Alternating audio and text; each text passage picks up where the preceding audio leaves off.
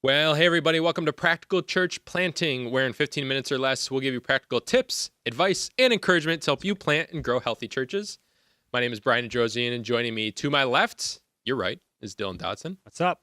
And today we're talking about one out-of-the-box idea to help retain first-time guests. Yes, and this is actually really excited to talk about this one. Yes. So the first step is to get new people to come to your church, people you're trying to reach out to, first-time guests.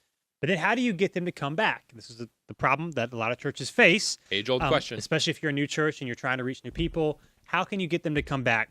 Especially, it's a little bit more unique and difficult for smaller churches. So maybe you've been to some bigger churches, and what they maybe do is like every week after the service, they might have like a 10, 15-minute, like come to get to know the church, like in some room, so they're laid back.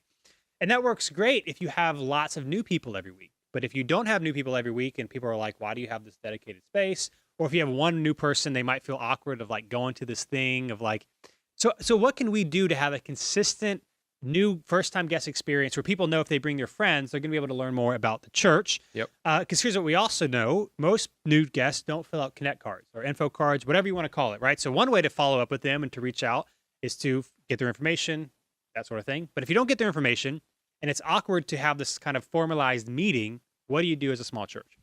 So we started doing something, I don't know how long ago, a month or two ago at this point. Something like that, a couple months. Shout out to Adam Pickard, who's our serve teams director, who came up with this idea and has been killing it ever since.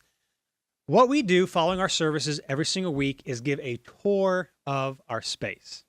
Now, Yes. that might sound weird. We're going to explain how and why this works. And here's the thing, no matter how big or small your space is, regardless if you think it's necessary or not, it is a fun and easy way to share what's going on in your church, share where things are, and it's really not intimidating. Yeah. And so we'll kind of talk about why, and then we'll talk about how. Get some thoughts on that. So here's why you should give a tour of your space every single week. Number one, it's unexpected. Yep. So at New City Church, what we do is we say at the end of the service, hey, if you knew it's your first time, head to our Connect table, which is outside in the parking lot on good weather days.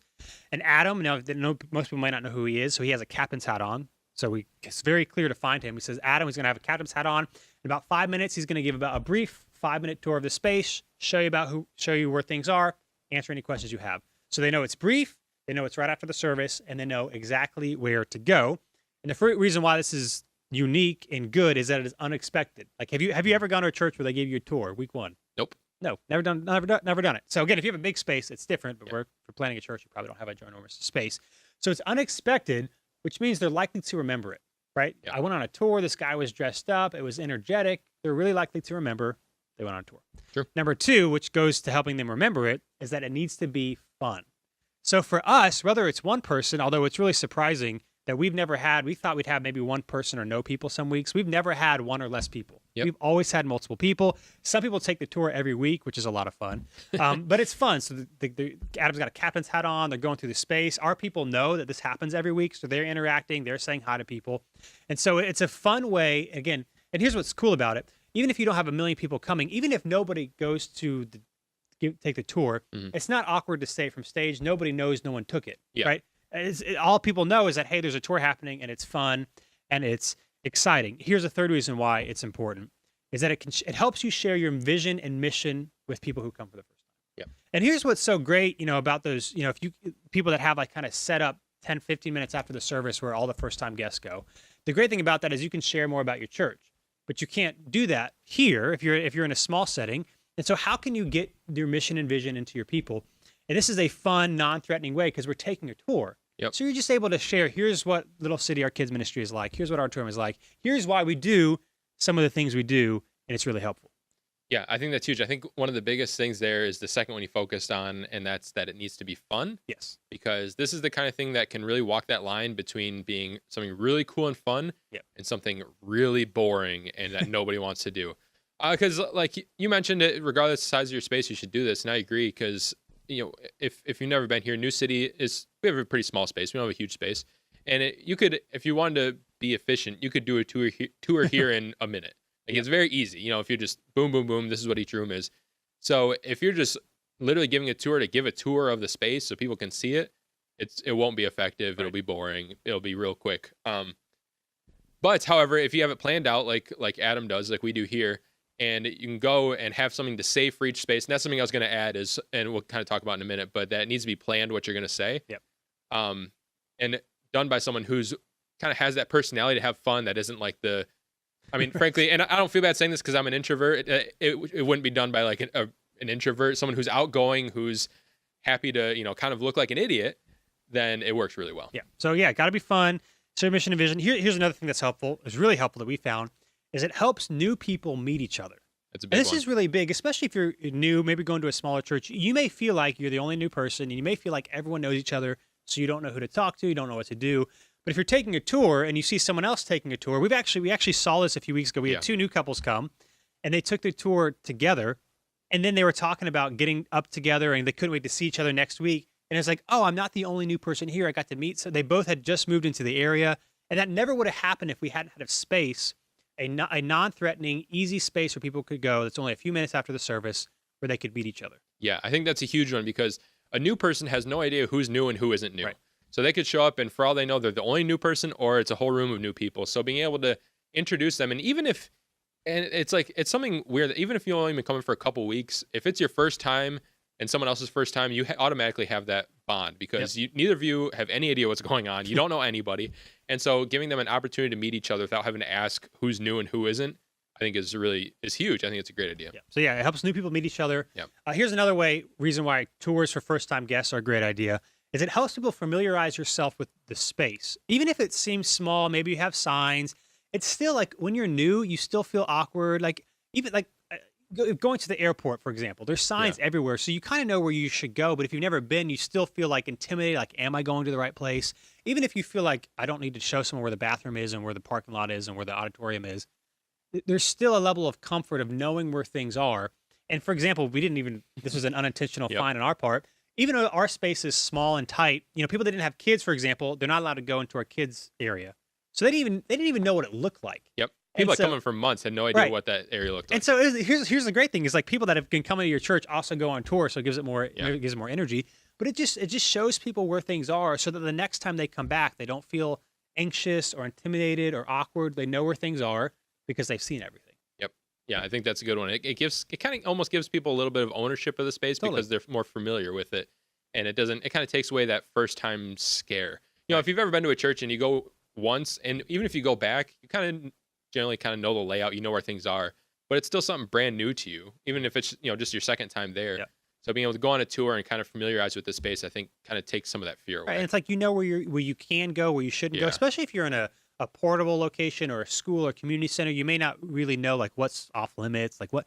It's just like it takes all the fear away. You know exactly where you can go, and you feel really comfortable because you've seen the space. Yeah. So that's a good thing as well. It helps people familiarize themselves. Even with people that have been going for a while, which is great, because then it also helps them be able to tell their friends where things are. Yep. And here's another good reason, and then we'll talk about how we do this at New City, is that your people will bring their friends, their invited friends, to the tour. This is where consistency is key, that you have to do this every week so that people know that it's happening. And we've seen this already, that people will come with their friends that they invited for the first time, knowing that there's going to be a short tour afterwards. So it takes the pressure off them. If their friend has any questions about the church, maybe something they heard, and they're like, well, if they ask me, I'm not really sure what I'm going to say. They know that there's going to be someone there that will talk to them, make them feel welcome. They get to meet someone that's, really involved at the church other than just the person they brought them. And so it already sets up it helps your people invite their people knowing that they're going to get questions answered before they leave. That's a good one. I don't know if you've ever gone to a church and invited someone and been kind of nervous about is anyone going to say hi to them, or is anyone going to make them feel welcome? Right. I don't want the church to look bad or anything like that, or them to get a bad impression.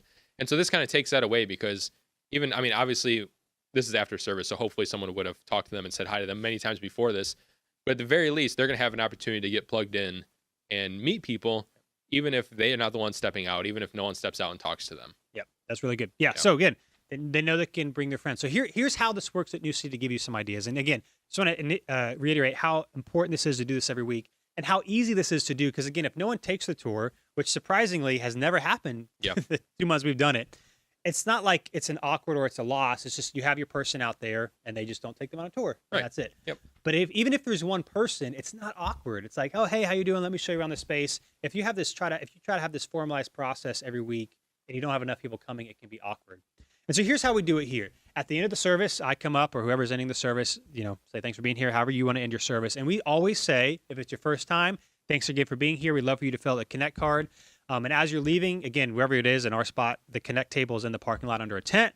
We simply say in about 5 minutes, Adam's going to be giving a tour for our space. But if you're the first time here, it's only going to be a few minutes long. If you don't know who Adam is, which is on a side note, you should never say people's name from stage that people don't know. Right. If you're new, you feel like, oh, I should know who that is. Yep. So I'll say, if you don't know who Adam is, he's going to have a captain's hat on. So he'll be easily recognizable and go on the tour. So we wait a few minutes. A lot of times we'll especially since we're smaller, we'll go say, if the people that are new or people that invite their friends, they'll get them. So it's really easy to do that. But anyway, so we wait a few minutes and they go and they give a tour. Adam has the hat on. He's having fun. What's funny is the college students take the tour every week. We've got some college students that come and they bring their friends.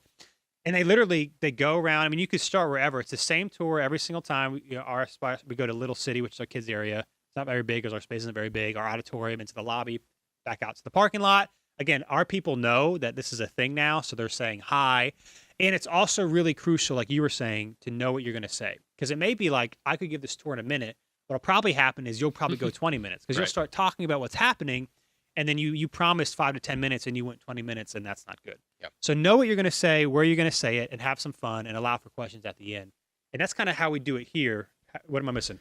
That's pretty much it. It's a simple thing. It doesn't need to be complicated, but the biggest thing I think is to make sure that someone who's doing is willing to have fun and willing to kind of look like an idiot. Like one great thing that Adam does is if people aren't immediately walking to him, if he sees a new couple, he'll walk up to them and ask them if they want to go on the tour after church. So it's not like someone, what you don't want is someone to just stand there at their space and wait for people to come to them. Because no one wants to be that first person. That's very awkward to be the first person to come and be like, are you the person I'm going to? Mm-hmm.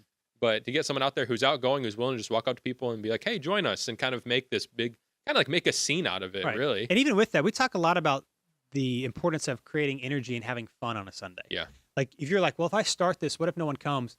Well, you know what you could do for the first 2 weeks? You could say, hey, we're doing this tour thing. Can you start this? Can you do this? Can you just take this tour? Have people who are going to take the tour so that there will be multiple people. If you really wanted to do that, there's no problem with that. And you know what? I think that was sort of our fears. I mean, I think that's anyone's fears doing this, is that no one's going to take it. But one cool thing about starting it off is you're going to have people who've been coming, who still haven't seen the entire space, who are going to say hey, I'll do it. Why not? And so I would bet that most churches aren't going to have that issue of people not showing up for it, especially in the beginning. And again, after a few weeks, especially if you have fun with it, people are going to know, they're going to expect it. Yep. And it allows your people to know when they invite their friends, they're going to be acknowledged. It's so easy, especially in a smaller church, to be well, I can look out and see if there's any new people or not. And if it's not any new people, I'm not going to acknowledge, not raise their hand, but hey, fill out a cake. Or if it's your first time, thanks for being with us. We're a small church. We've had weeks, especially when we started, where we had no new people. Yep. But every single week we say, if it's your first time, so that our people know if they invite someone, they are going to be acknowledged. Yeah, that's good. And this is a great way to end the service, and it's a great way for them to be acknowledged, and it's fun. And so that is one out-of-the-box idea you can do this week, starting this week, to help retain first-time guests. And we've had a lot of people after the fact that have stuck around and have mentioned how great the tour was. And yeah, for sure. It was out-of-box idea for us, and it's been awesome, and so I think it's a great thing for you to try. Thanks for being with us today. If you have any questions that you would like us to cover in future episodes, you can go to practicalplanting.com/questions. And we'll see you next time on Practical Church Planting.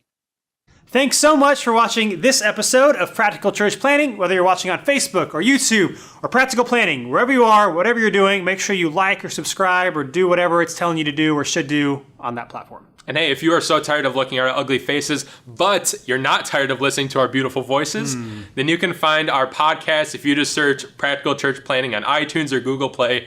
Make sure not to just find it, not just to listen, but to subscribe. Make sure you subscribe. Brian, tell them to subscribe. Subscribe. See you next time.